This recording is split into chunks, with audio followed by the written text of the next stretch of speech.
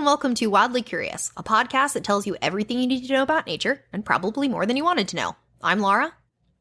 And I'm Katie, and I am so excited for this episode. This is finally your episode.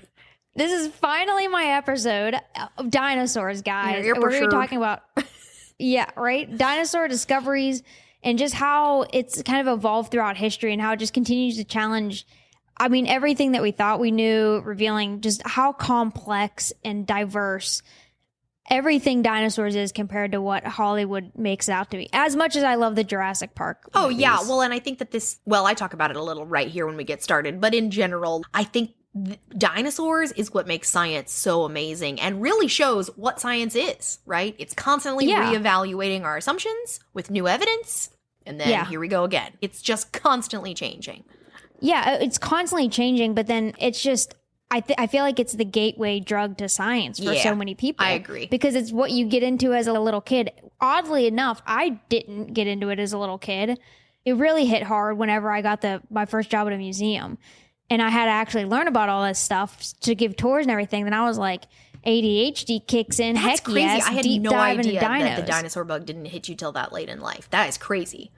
No, right? And because I was like monkeys and gorillas and wolves. That's true. You devoted your whole life. Yeah. You're the primate person. So I was all the other animals that I just never really like. I always thought, okay, cool, dinosaurs, but it wasn't. I didn't do a deep dive until really, really college. Yeah. So this is gonna be a big episode, guys. Again, so excited. But I do have some interesting nature news. All right. That I came across. So this one's pretty quick.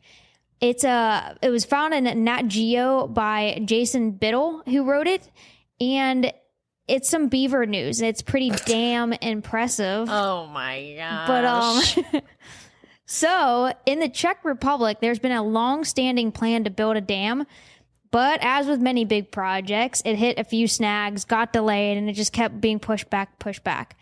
Enter furry friends, aka the beavers. They built the dam for them? So while the humans are stuck in planning mode, a family of beavers just took matters into their own... Do they have hands, paws? Yeah. What are they considered? Hands. I don't know. You probably call them paws, but they're pretty hand-like.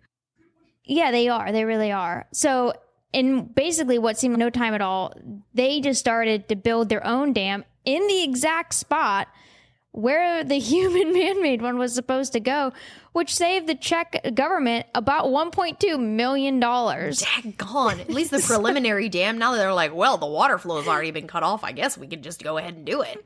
Right? The beavers were like, thank you. Yeah, right. I saw a waterway and I needed it to stop. Yeah, right. So there's more in this story, but if you guys go check it out on Nat Geo, it's called "These Eager Beavers Save the Czech Government $1.2 million" by Jason Biddle. So That's shout awesome. out to Jason. It was a pretty funny article. I do love a good punny beaver article. There was a really interesting webinar the other day that was about beavers. Then some of it was on point as far as puns.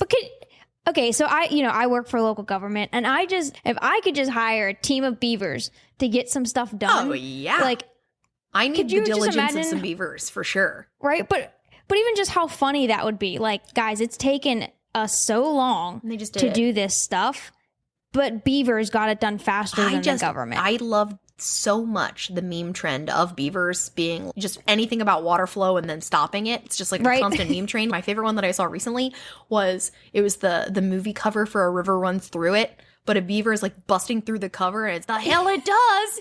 Or a river ran through it. Yeah, I saw that one too. That was a good one. All right. But yeah, so $1.2 million, and it got done way faster. So way to go, beavers. Meanwhile, they're causing my city to pay tons of money. In damages. Oh, really? Yeah. In damages, yeah. For flooding and things. They're just over-eager beavers where you are. Those gotta rein it back in a little bit. Yeah, we'll phone a friend in the Czech and have those beavers come get our beavers. Czech beavers. Yeah, right.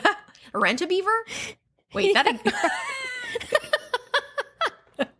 Yeah. Not gonna get in there. Let's talk about dinosaurs.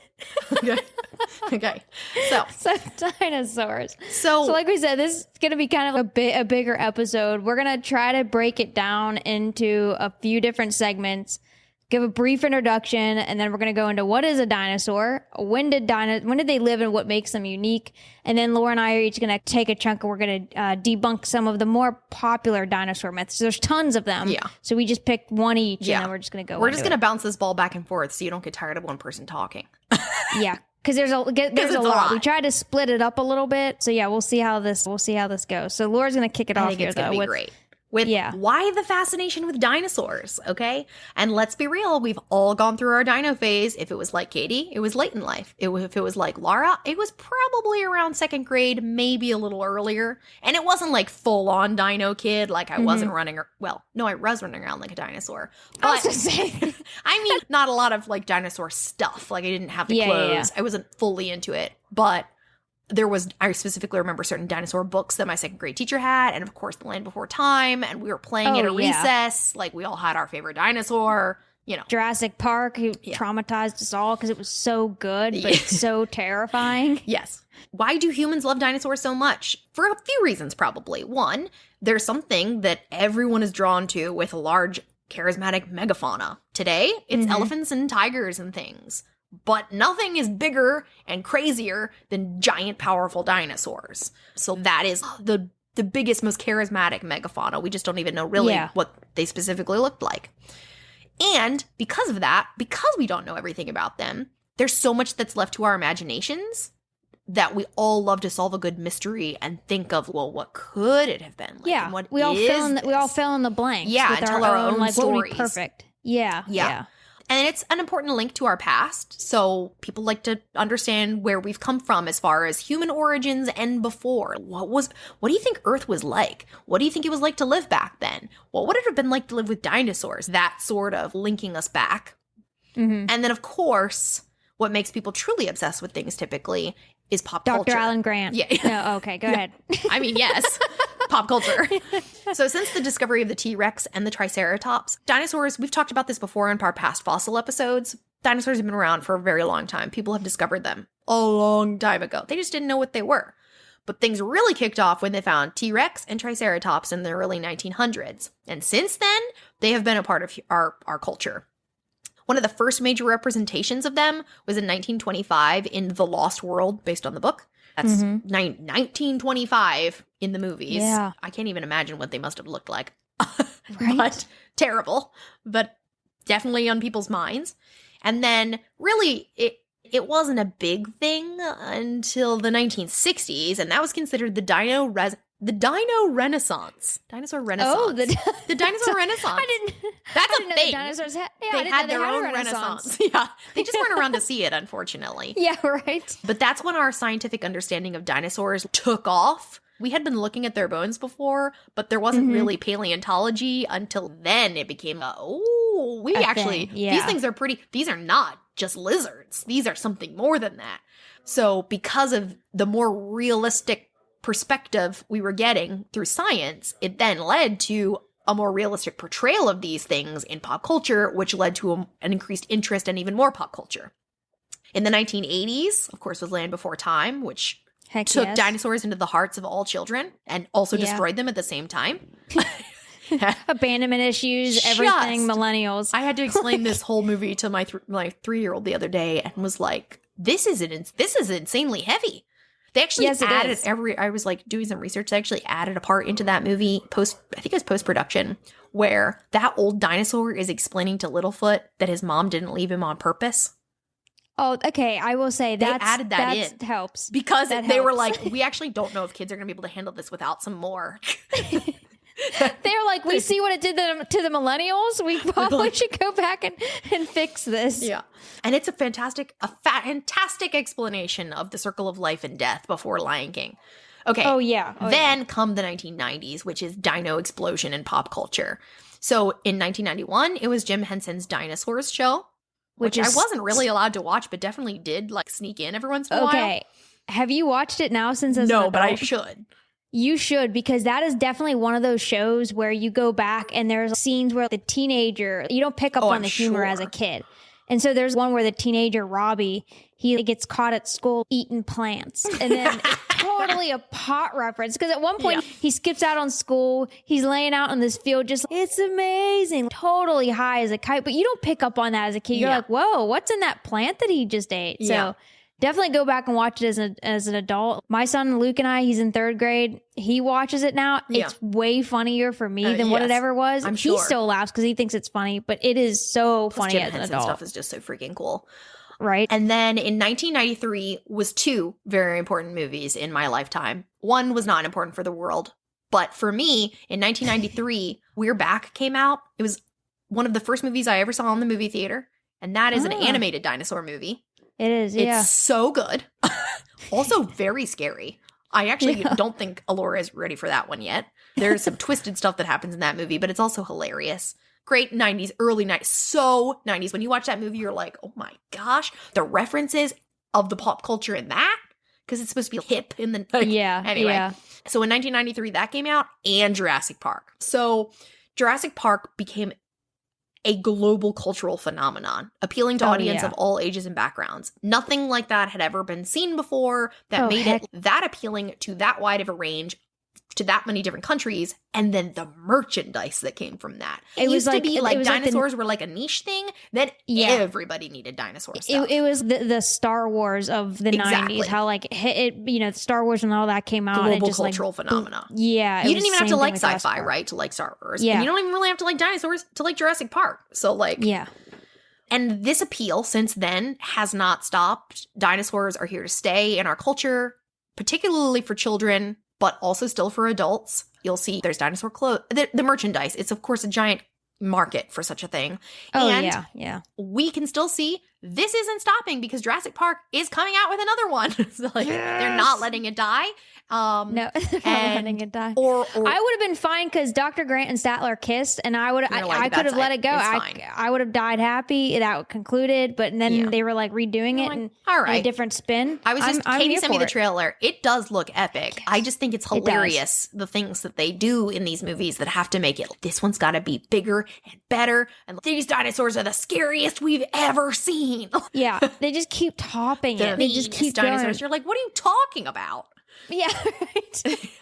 These ones killed their parents. These ones, like, what? They're unredeemable dinosaurs. Yeah, right. It's the ones. There's no good flip side to these dinosaurs. They had to make dinosaurs in the last couple that were mean to be mean enough. Anyway, right. But it is coming out this summer. Not a plug, but if you want to keep going on the dinosaur train, here we go. But it is. If anybody in Fort Worth, and we have a lot of Fort Worth listeners all of a sudden. So I'll be down to listen to anybody here in the DC, Pennsylvania, Maryland. Yeah, hit me up. We'll go see Jurassic Park. That'd be hilarious. As like a Nature Nerd Nation team. Yeah, get together. Yeah. We all just start ripping the movie apart as we watch it and enjoy it. But scientifically accurate. Gosh, dang it, Dimetrodon was not around at the same time. Right.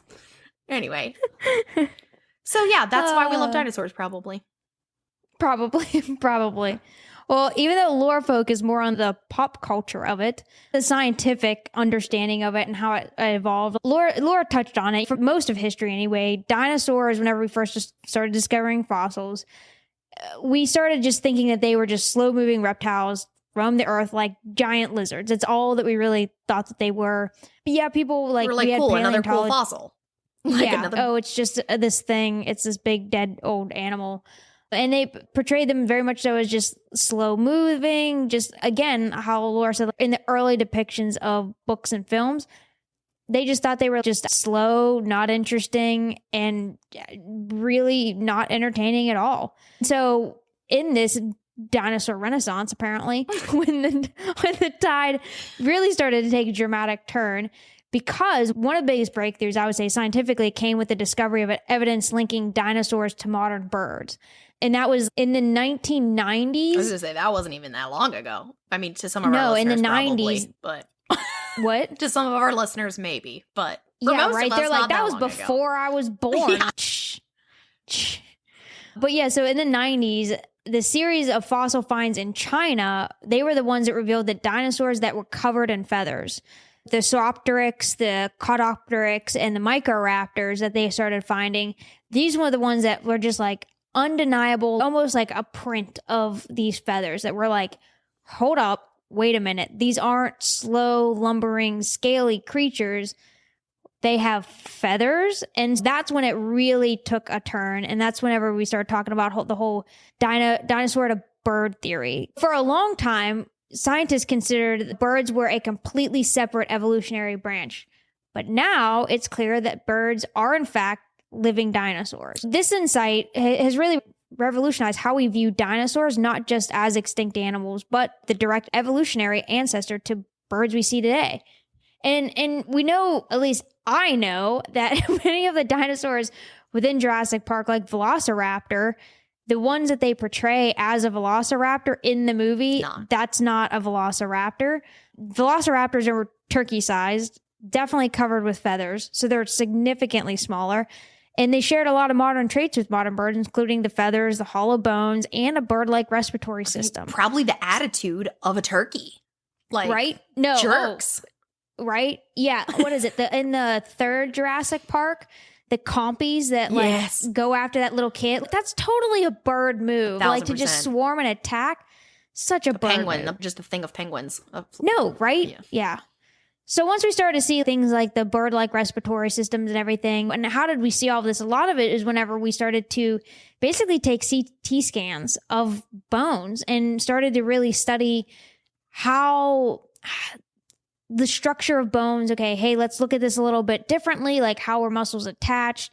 Or hey, things like the Brachiosaurus that we thought for a long time had a straight up neck. They're like, that doesn't actually make sense. So they started to really look at different dinosaurs and say, hey, let's kind of look at this a little bit. We know a lot about science. We should probably put a little bit more effort into right. Like, I think dinosaurs. It became less of, okay, we're putting a puzzle together, to let's base the puzzle on an existing animal, because and how or at least and how, it's how we know attached. animals function. Yeah. Right? Because this isn't an alien planet. It is still life forms that would have been relatively similar. Body patterns aren't different. They didn't have 8 legs. Yeah, like it's We needed to look at actually how muscles, bones, ligaments work to know how to put things together. And some things, and we talk about this all the time in episodes where we talk about fossils and dinosaurs. But all of this is very much educated guesswork, but we're so much better at it now because of the scientific tools that we have and just what we know about anatomy. It's more of an anatomy thing now than a fossil thing. Very much so.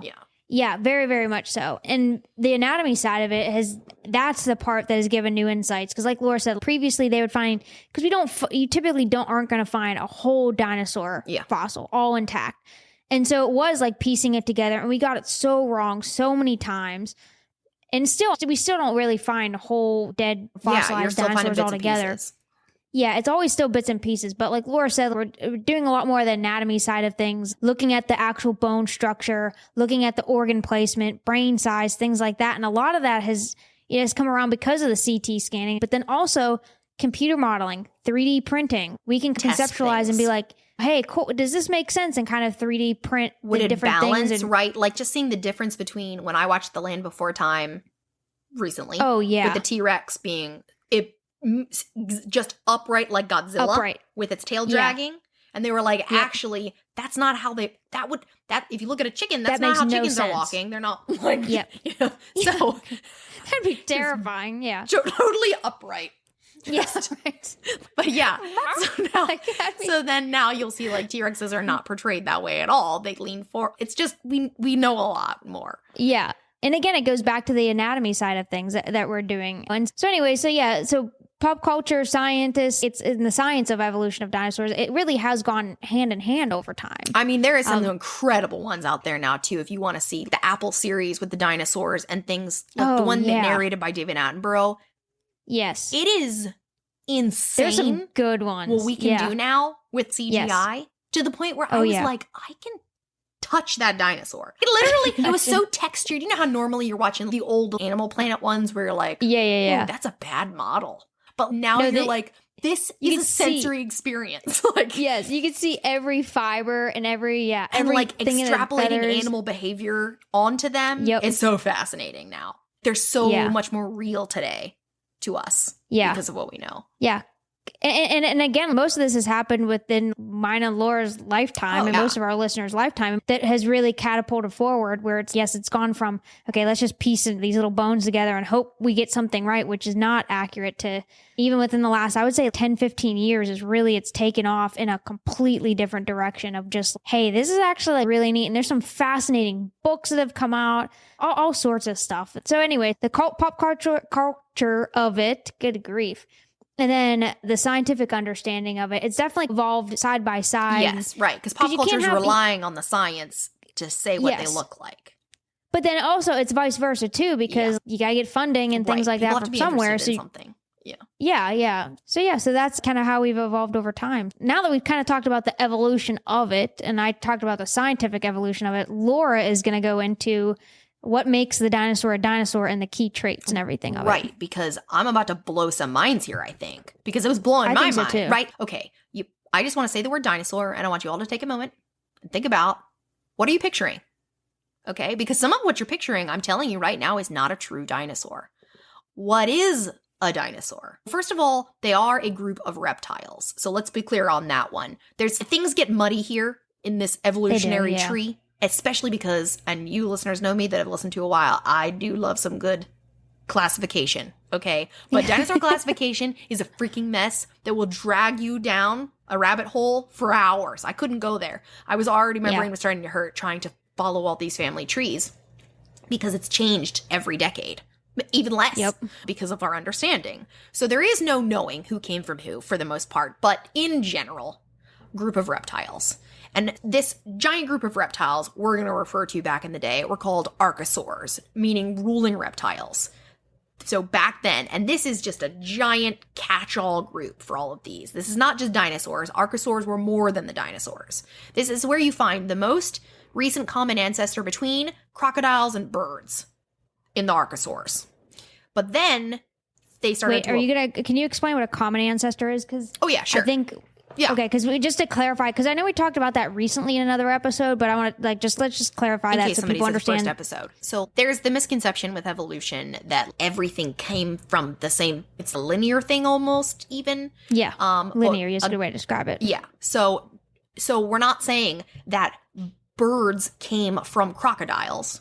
No, they have a common ancestor. So you go back the family tree, think of the branches back and back and back and back and back until finally you get to a point where there was some creature that then evolved in two different ways. One was the crocodile way and one was the bird way. So it wasn't a crocodile and it wasn't a bird. It was just a common ancestor. And the bird-like branch, when these things started to apart, when the archosaurs started to evolve, the bird-like group became Dinosauria. That's why crocodiles still exist. Mm-hmm. They didn't disappear. They were their own branch. The birds and dinosaurs are their own branch of these reptiles.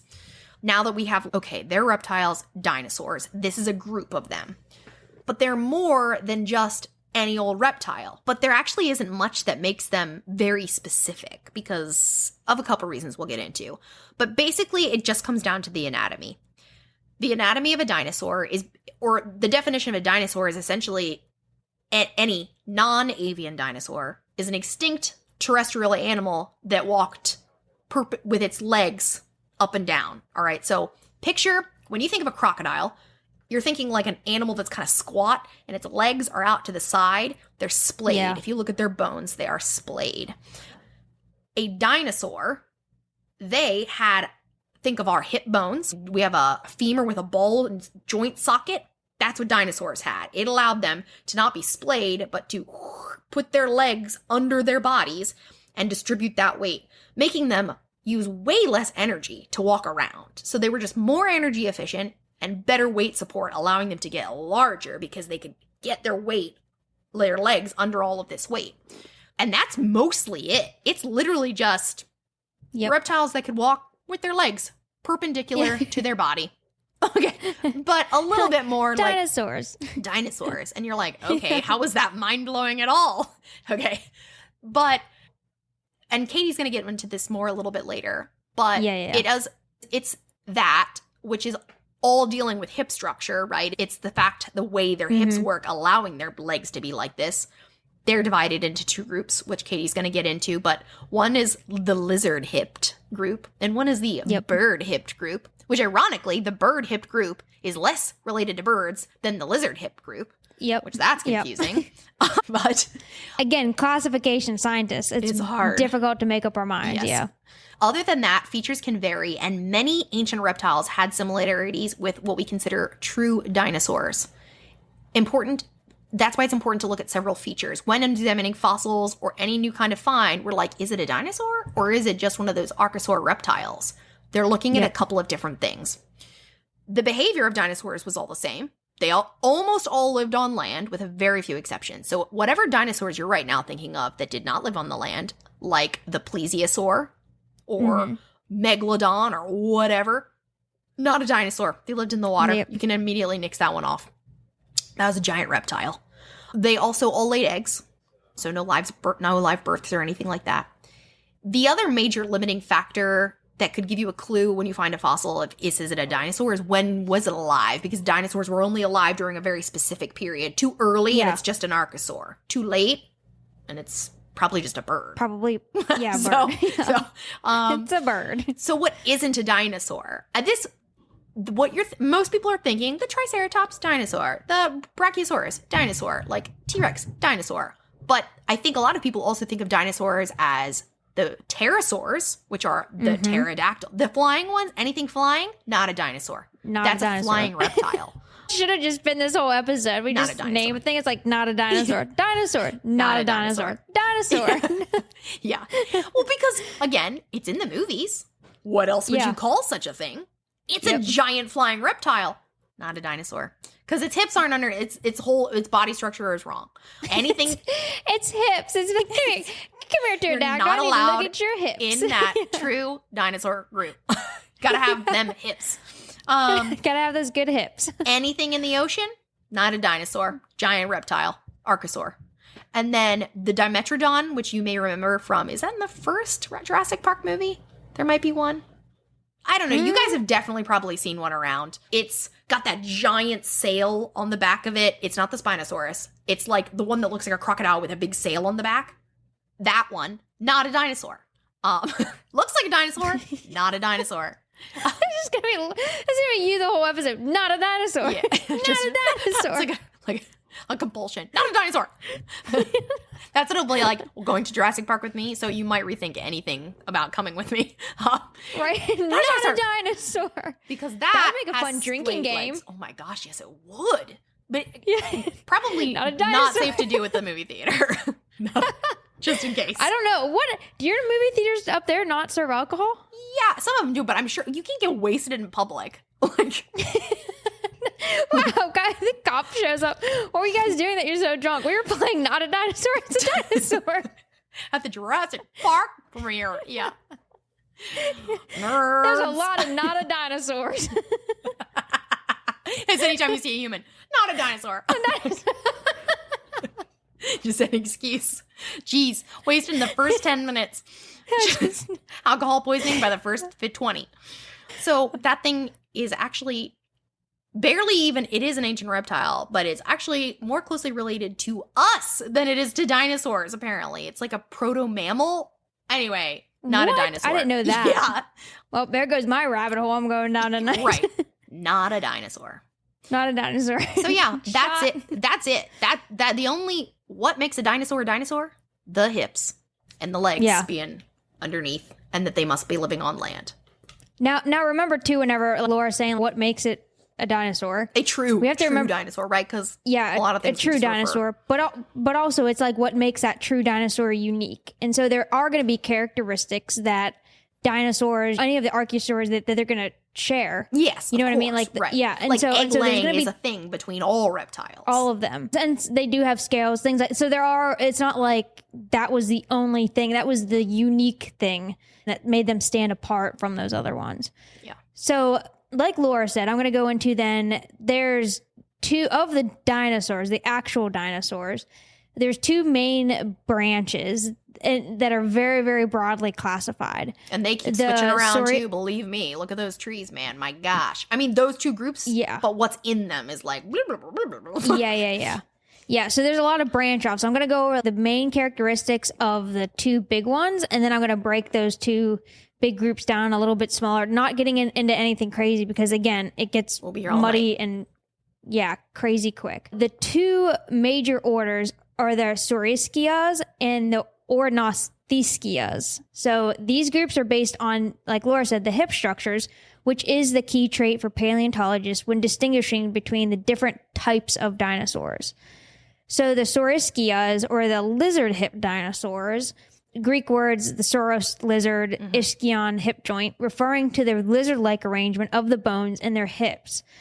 The Saurischeas include some of the more famous dinosaurs, like the T-Rex, Brachiosaurus, and this group is divided into two subgroups, the theropods, which are the bipedal, often carnivorous dinosaurs like T-Rex, the little velociraptor, Allosaurus, those things. Yeah.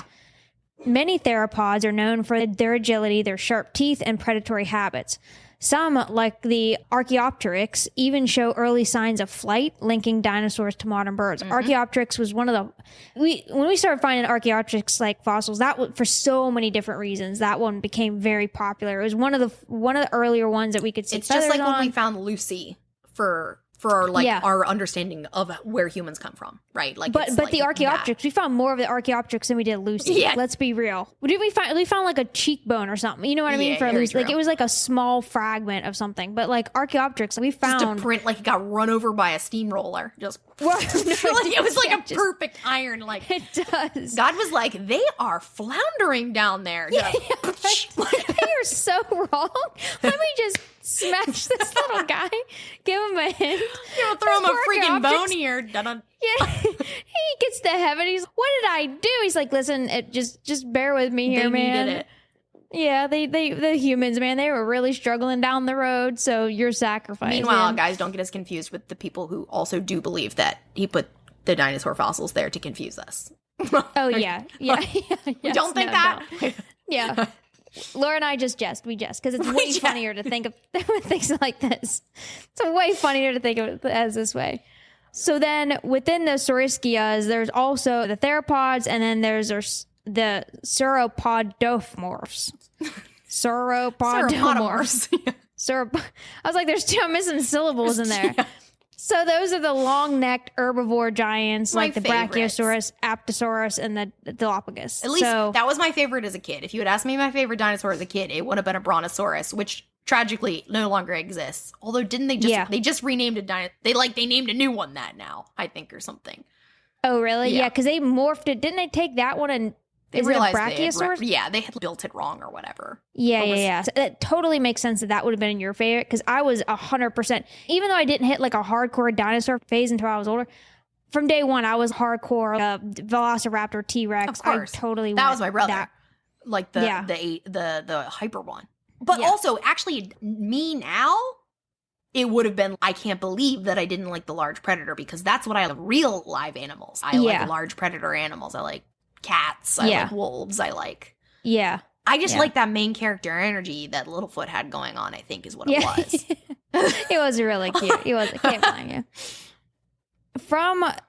There was the lizard hip, like we said, the T-Rex and everything like that. And then there was the Ornithischias, which are the bird hip dinosaurs. So the Ornithischias, they derive from the Greek word ornithology, just like we have today, birds. And ischion, again, hip joint, referring to the more bird-like hip structure in the dinosaurs. Interestingly enough, like Laura said, despite the name, they're not really the direct ancestors of the modern birds that we know today. It's the other ones that we see. So this group includes the herbivorous dinosaurs with a wide range of adaptations, such as Triceratops, Stegosaurus, Ankylosaurus. Some of the key groups in this one, again, I didn't name all the key groups of the Saurischeas because there's a lot. The theropods and the other one that I can't, there's too many syllables there for me. But for this group, some of the key ones, the Therophoras, which are the armored dinosaurs like the Stegosaurus, the Ankylosaurus, Ceratopsias, which is Triceratops, and the Ornithopodas, which are the dinosaurs like Iguanodon, Hadrosaurus, and stuff, probably. Yeah, the other duck-billed ones.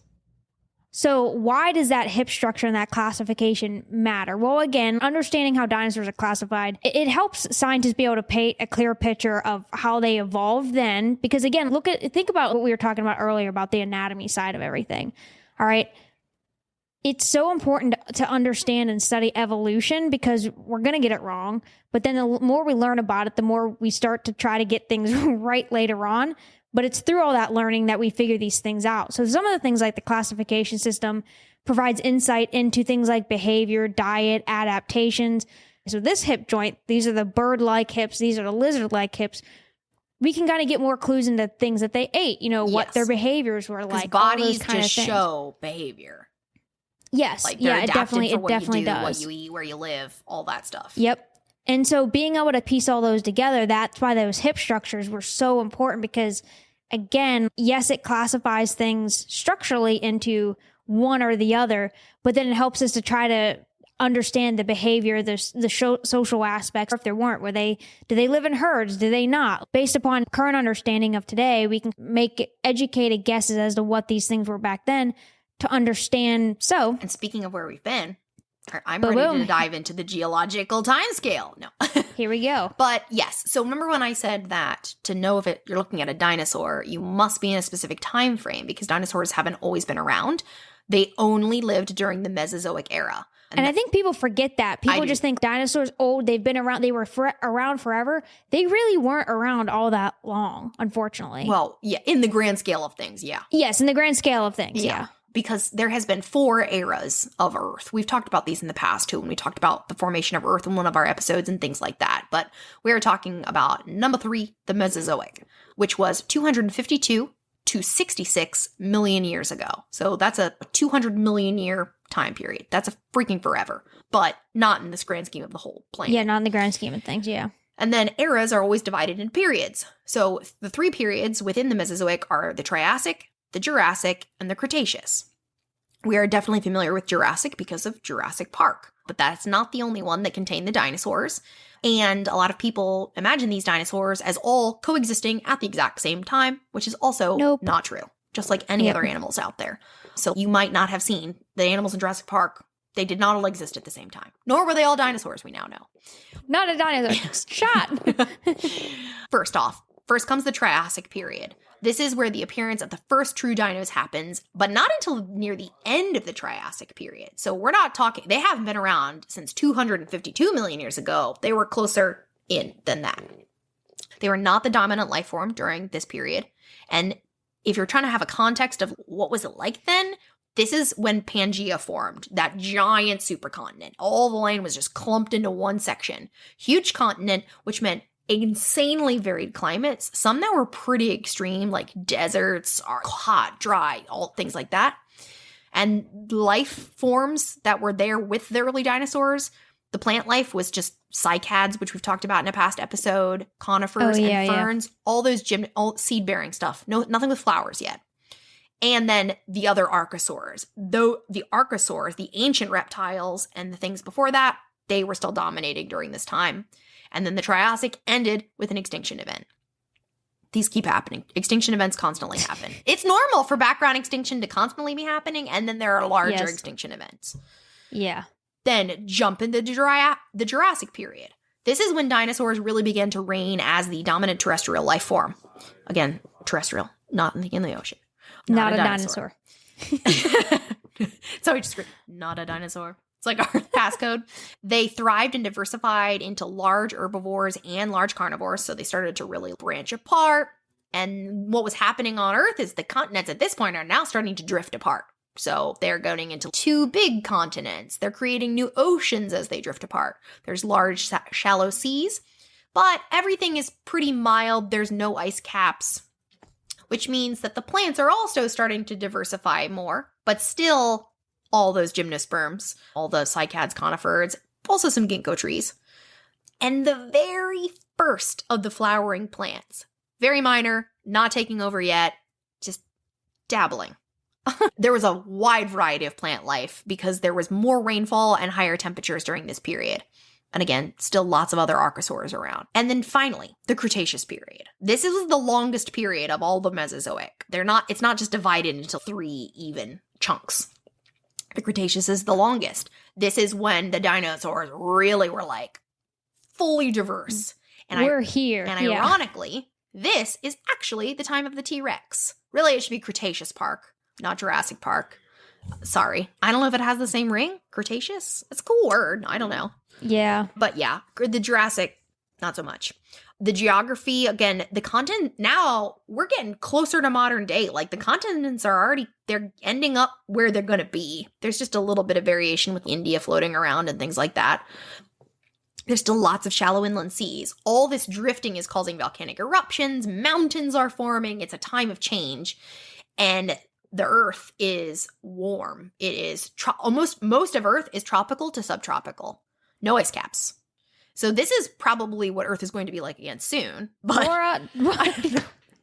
as we're talking about mass extinction events. Having so much fun about dinosaurs, and then you just but listen, this was the time of the dinosaurs, and they were thriving. I'm just saying that if the dinosaurs could do it, we'll probably be just fine. This is when flowering plants were like, this is my time to shine. Flowering plants came out, started appearing everywhere, and it was a huge deal because this was a game changer for food chains because all those herbivore dinosaurs were like, I want some of those plants. And so they started evolving to eat those plants, which then flipped around all these food chains. It was just like the rainforest, like everywhere, super lush. Lots of other archosaurs, and now the very first little mammals. And then the Cretaceous period ended with the giant extinction event called the Katy extinction event, which we're not going to dive too much into today, but is basically the end of almost all life at the time, but all non-avian dinosaurs. Yes. And that is the time of the dinos. We talked a little bit earlier about the unique adaptations as far as the hip bones go, and then I mentioned how there's adaptations that they had that kind of went across the broader, and they jumped across the variety of animals at the time. So we talked about bipedalism and walking on the 2 legs. A lot of the animals, we don't really get into this later, so I guess I can go into this a little bit. Hollow bones. That's one of the things that we know about birds today is they have hollow bones. Many of the dinosaurs had hollow bones. Not all of them, particularly those in the theropod group, had hollow bones though. And obviously there's some links there. No, yeah, definitely. And that's whenever we were like, oh my goodness, these, not only were we seeing feather imprints, but now when we're looking at these bones, we're seeing, okay, they're hollow, which makes them a lot lighter without sacrificing the strength. Because it's, again, don't think of it as the modern day hollow bone. If you guys have ever seen a bird bone, it's not quite the same as that. Well, right. And it's not even really technically completely hollow either. But if you listen to our adaptations for flight episode, we go into hollow bones. You'll hear a little bit more. Yeah. It's not like a rigatoni noodle, you know? Yeah, just like through like yeah, right. just blowing through a T-Rex bone. No, it definitely can take the burden of excessive weight, especially if you figure how huge some of these dinosaurs were, like the long necks and stuff. But again, yes, it's heavy. Yes, it's a lot of bone. It's a lot of weight that it needs to support. But could you imagine how much heavier that dinosaur would have been if its bones weren't partially hollow? It would just be absolutely insane. Well, plus, if it was anything like birds, it also allowed them to get more oxygen in probably an environment. So I forgot to mention that at least because it seemed irrelevant at the time, but now saying this, during the Mesozoic era and how warm it was, there was a lot more carbon dioxide in the atmosphere, making things warmer, the whole greenhouse effect thing. So there was not as much oxygen. Therefore, yeah, so they needed to take in. You probably are. You needed to take in more oxygen just to be able to survive.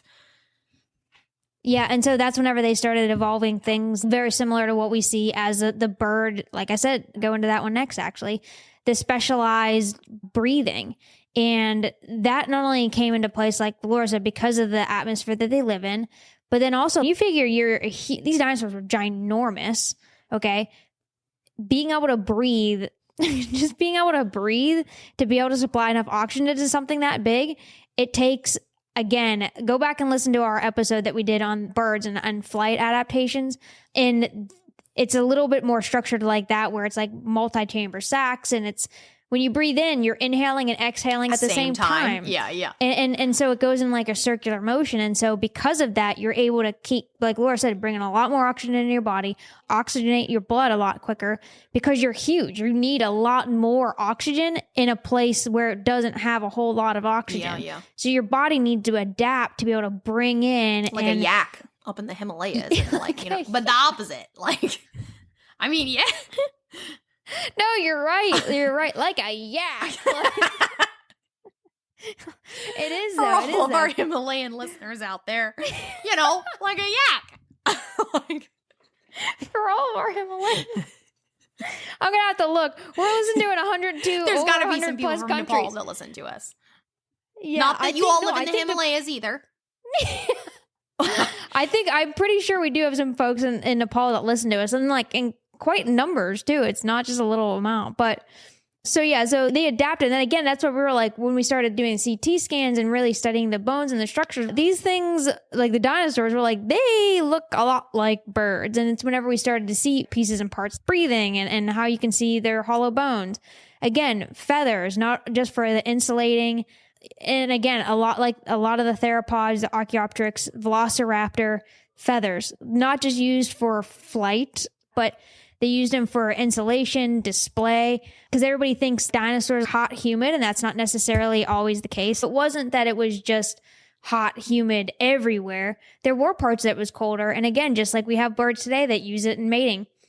Why wouldn't have they used it in mating back then? And so things like that are starting to shape how we think of dinosaur behavior, which then behavior plays a huge part into, okay, now that we understand their bone structure and everything, their teeth, their specialized teeth that they have, all these pieces and part are now going into the behavior. How are they interacting with now? Then mammals come around and plants come around and all these different pieces and parts come around. And we start plugging all of these things together. It starts to paint a much better picture of how things were back then. But it takes all these little pieces and parts and putting things together for it to really make sense. Yeah. Some other adaptations that I'll briefly touch on is speed and agility. Again, for a long time, we thought the dinosaurs were these slow things. I mean, even watch Jurassic Park and the T-Rex is like boom, boom. That's the cinematic feel. I mean, it's of chasing a car, but it can't reach the car. Yeah. Yeah.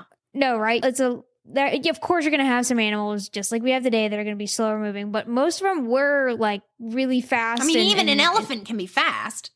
Yeah, when it wants to, for sure. I mean, a hippo, for crying out loud. Like those things fly. A manatee, for crying out loud. What do you think of some of the slowest animals on Earth? But no, if you've never seen a manatee full speed, go to YouTube and just type in full speed manatee. Full speed manatee is definitely a good band name. No, it's full throttle manatee. A manatee. But it goes so fast and people don't. It's the same thing with the dinosaurs. There's going to be slow animals, there's going to be fast animals, but there's going to be things it's kind of how, did you ever watch King Kong? The newer King Kong. Oh, yeah. When there's that stampede of the sauropods. Yeah. They were pretty freaking fast and terrifying. Although then when they all started tripping and they're like, whoa. Yeah. Well, and let's just get this out of the way. So I said earlier about how in Jurassic Park, how velociraptors that they were showing, that's not a velociraptor because velociraptors are turkey-like. The dinosaur that you picture that they're showing you then is basically what we call the Deinonychus right now. But again, the Deinonychus, honestly, if they would have made it what we have, our understanding now with the feathers and everything, I'm sorry, way more terrifying. Oh, yeah. Way, way, way, way more terrifying. And those things were freaking fast. And they were that big. It was just saying we didn't know. Deinonychus wasn't as catchy as Velociraptor. Yeah, right? It sounds way vicious. But the Deinonychus, again, it was that big. Just think of that big, but also feathers. It did have that talon and it's a freaking cassowary. That's what it is. Yeah, it's a cassowary. Yeah. And so there were a lot of features. Yeah, think of how fast a cassowary is. So anyway... So that's a little bit about the adaptations and how it fits into that timeline as a whole. Because again, we have these timelines, but then as we start to piece apart and look at those different adaptations and how those different adaptations evolved over time, you can see okay, this adaptation came up at this time, this one came at this one. And then you can kind of see how Laura was saying, oh, all of a sudden they started eating flowers, they started eating this. Well, you can see that change come with their teeth. Yeah. Or you can see like how they got faster because they had to adapt for XYZ equivalent. So a lot of these unique features that dinosaurs evolved and adapted to have were all because of the changing of the surroundings. And because we have these really cool fossil records of both plants, of animals, we can look back and see those changes through the fossil records, which is pretty cool. I feel like you should go first with your debunking myth, only because mine is literally an end event. I mean, that would make sense. That would make sense. That would make sense. So I think I said mine earlier, or one of us said it. So the myth that I'm going to talk about real quick, which is surprising that I didn't go to the Deinonychus, because that is like favorite dinosaur fact that anybody's like, Jurassic Park. I'm like, did you know that's not a velociraptor? That's a Deinonychus, which is like by far one of my favorite dinosaurs because it's so neat. Not a velociraptor. But the one I'm going to be talking about is dinosaurs that were cold-blooded. Because again, we all thought, oh, it's just it's a reptile. Definitely not. Again, we think slow-moving animals that needed external heat to regulate their body temperature, much like modern-day lizards and crocodiles. But as research progressed, that view has changed dramatically and has been largely debunked by paleontologists. So let's just dive into some key features of how we definitely know that dinosaurs was not cold-blooded. Reptiles today are genetically ectothermic, meaning they rely on external heat sources like the sun to regulate their body temperature. This was thought to apply to all dinosaurs, leading to the belief that they were slow-moving, lethargic, and only active during warmer parts of the day when they could bask in the sun. Again, modern-day reptile. Well, right, and we said at the beginning, dinosaurs are a subgroup of reptiles, but they also then they share common ancestors with birds. So at what point did we transfer from ectothermic to endothermic? Yep. So I'm going to say that. Yep. As a scientific understanding advanced from this slow, needs sun creature, especially with the discovery of the more detailed fossil evidence and advanced technology, scientists began to rethink the idea of dinosaurs being cold-blooded. So several factors that have led researchers to reconsider the ectothermic model for dinosaurs. One, their bone structure and growth rates. So one of the key pieces of evidence against the cold-blooded theory comes from the study of the actual bones themselves. The bones of dinosaurs show patterns of fast growth, similar to what we see in modern warm-blooded animals, where things like crocodiles, alligators, typical lizard, typical crocodile, very slow, and you can tell that through the growth. And do you mean bone growth as in just normal bone growth or like healed bone growth? Just everything in general. Okay, because I definitely can see how we would be able to tell the difference in a heel. Because from my experience, when I have a reptile that gets injured, it takes forever to heal. Yeah, forever. So we would be able to see that in a broken bone of a reptile. It would take so long if it was cold-blooded. Yeah. But if it was warm-blooded, it would faster. Yeah, I'm sure they didn't find any T-Rex with casts on back then. No, but I'm sure they saw the bone growth. Like, you know what I mean? You see broken bones that have healed in fossils. So typically the cold-blooded animals, they grow much slower because their metabolism is governed by external temperatures. Think of a snake. All right, it's very slow. They slow move. In contrast, dinosaurs, especially large species like the T-Rex, showed signs of rapid bone development, which is way more consistent with warm-blooded animals that maintain a high metabolic rate. All right, the other thing we saw was their feathers and insulation. Again, the feathers of this discovery of feathers, the feathers of discovery, the discovery of feathers in many theropod dinosaurs such as Velociraptor and Archaeopteryx also challenges the cold-blooded theory. So feathers serve as an insulating layer, which is an adaptation that we associate, again, with warm-blooded creatures. Modern birds, which are descendants of dinosaurs, use feathers to regulate their body temperature. Right, because you don't need feathers. Feathers wouldn't do anything on a reptile. Yeah, it would do nothing. Well, at least for insulation, because they're not, like, the whole point of feathers is that they trap body heat, but you're not giving off body heat as a reptile. You're bringing in any heat so that you can do anything at all. In fact, feathers would be the worst thing for you, because then it would block, Yeah, right. Yeah, the feathers would be the worst case situation for a reptile. So the presence of feathers, active behavior and hunting. So a lot of cold-blooded animals are typically less active and need to warm up in the sun to become agile.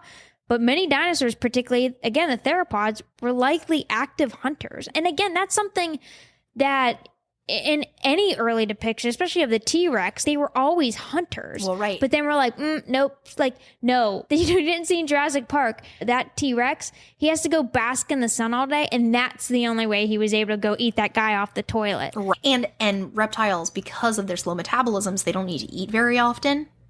So, like... Yeah, so probably that one guy on the toilet probably would have been pretty good for him. For a couple days. But because you figure he ate not if he was endothermic. You know what I mean? If he's endothermic, he's going to be eating every day. Yeah, and so you figure too, right before he ate the guy off the toilet. Spoiler alert! I mean, you should have seen it by now. Yeah. But right before he ate the guy off the toilet, he also ate that goat. Remember? Yeah. So it was like the guy on the toilet, and he was still hungry. Oh yeah, because he was still good. And which would be if they were endothermic. Yeah, which would make way more sense. So again, even if we really weren't going down the road and connecting the dots of, hey, this doesn't really make sense for a cold-blooded animal. We have been portraying them as warm-blooded creatures for a long time. We just haven't been saying it that way. Yeah. And the other thing is oxygen and respiration. Oh, right. The respiratory system of some dinosaurs, particularly in the sauropods, indicate that they could have supported the metabolic demands of a warm-blooded organism. And some species had a highly efficient system for extracting oxygen from the air, similar to modern birds that we talked about, and mammals, which are known for their higher energy and metabolic needs. The increased oxygen intake would have supported the higher activity levels, faster muscle responses, all traits which we associate to the warm-blooded animals today. So the middle ground, then we have the endothermic or mesothermic. While it's increasingly clear that dinosaurs were not cold-blooded, the debate does still exist over whether they were warm-blooded in the same way as mammals and birds. Some scientists propose that dinosaurs could have been mesothermic, a state somewhere between cold and warm-blooded. Which is what some sharks and a mesothermic, right? I feel like some sharks are. Or I think did we talk about that in a shark episode? Or they're truly endothermic? There were some sharks that we were like, isn't this freaky? They can regulate their body temperature. I don't remember. Tuna? Yeah, great white sharks. Yeah. Leatherback sea turtles. Echidnas. Like... freaking weird. Some species of bees.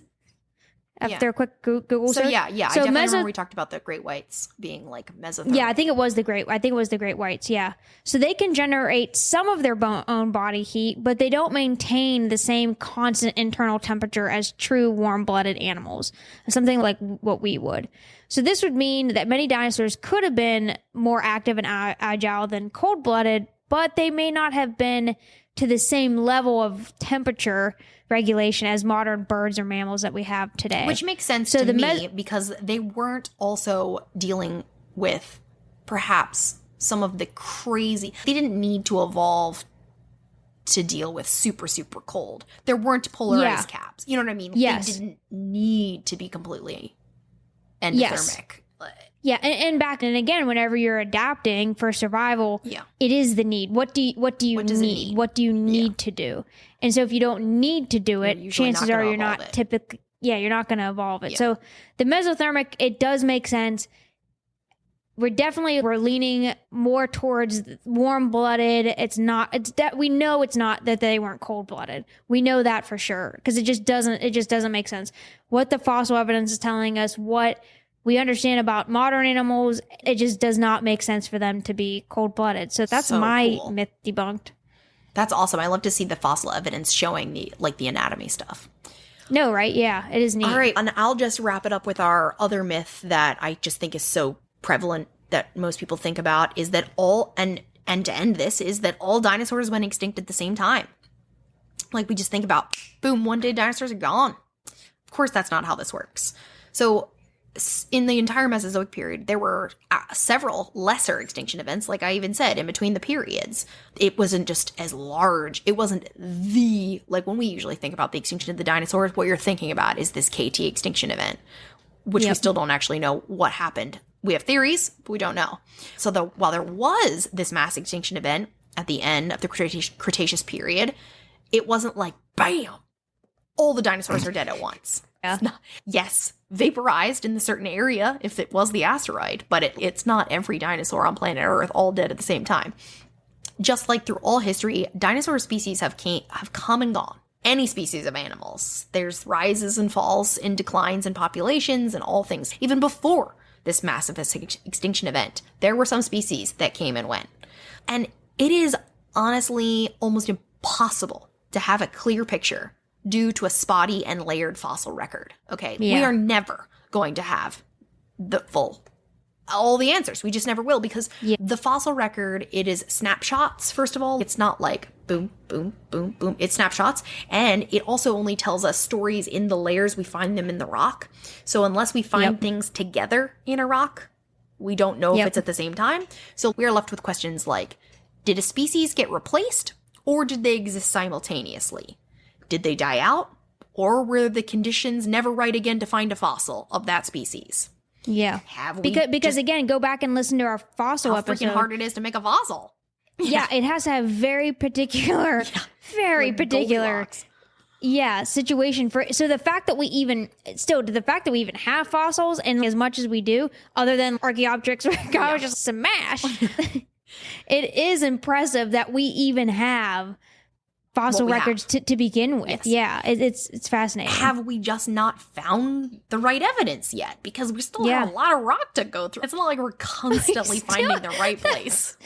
We still have a lot of rocks to go through. Like, if I was a paleontologist and I had my interns, I'd be like, guys, we still got a lot of rocks to go through.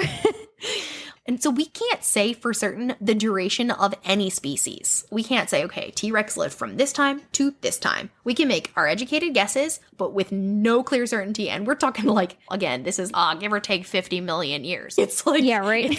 It's pretty.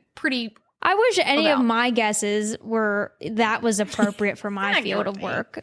Yeah, give or take 50 million years, So not only can we not pinpoint when exactly dinosaurs have come and gone, but we don't even know why. The asteroid theory is a very popular one, and it's a good one, but it does not explain some weird anomalies that I would love to dive in a future episode, because certain species were not affected, and that doesn't track with certain things that we see that have happened. There's a lot out there. What could have happened? What actually did end the dinosaurs? Was it disease? Was it the asteroid? Was it something about sterilization and UV? Like all kinds of things. Yeah. Lots of theories, no concrete answers. And finally, the last part of this myth that all dinosaurs went extinct at the same time is, not only do we not know when exactly they did go extinct, and almost definitely not all in one instant, but that they're not all gone. The non-avian dinosaurs are gone. When you hear that term, you're like, non-avian dinosaurs? That's because avian dinosaurs still exist. I found this quote, which I thought perfect, because it's so hard to wrap your brain around this weird concept of what's a reptile, what's a bird, what's a dinosaur, all that. Archaeopteryx, and I think it's Zhaotingia, I could be wrong, the oldest birds known, Archaeopteryx, we've talked a lot about in this episode. They are classified as both dinosaurs and birds, just as humans are both primates and mammals. Okay. Oh, that's a good way to look at it then. Yeah. Yeah, because the lines get so blurred, right? When is something, when did birds start being called birds? When they stopped being called reptiles? Like, it's like, I don't know. Yeah, where did that line? So, because in that case, then we could say that birds are reptiles. But they're not. At least colloquially. We're not going to tell our kids, oh, actually, did you know? It's a reptile. Yeah, because again, it's how we defined it now. We defined reptile to have certain characteristics as we knew reptiles now. Yeah, and now that we're learning, we've made a lot. Yeah, and now that we've learned so much more about dinosaurs in the past from the evolutionary, it changes. And again, that's why classification with all animals, all plants, any living thing changes all the time, because the more we learn about these things, the more we're like, let's just bump this one over here. Or these two things that we thought were the exact same are actually two different things. Let's split them apart. And so then it just gets crazier and crazier. Yeah, so in the craziness of classification, technically, it's not that birds are dinosaurs. In a way, yes. Yeah. The oldest birds were Archaeopteryx, and they were both dinosaurs and birds. So the fact that birds still exist, they are technically dinosaurs in a weird semantics kind of way. So no, they're not all exist. So yeah, that's the myth that all dinosaurs went extinct at the same time. It's just not true. That was a good myth. So Laura and I, again, we just wanted to pick on two of the There's so myths many that you hear a lot. Yeah. Of many, many, many myths. And yeah, the extinction one would be a really cool one to go and a lot, because it's a lot deeper of in a cool whole other episode. speculation. Yeah, With science-based, but still, Mhm. again, no concrete answers because we just don't have them and we never will. So anyways, guys, that's our dinosaur episode.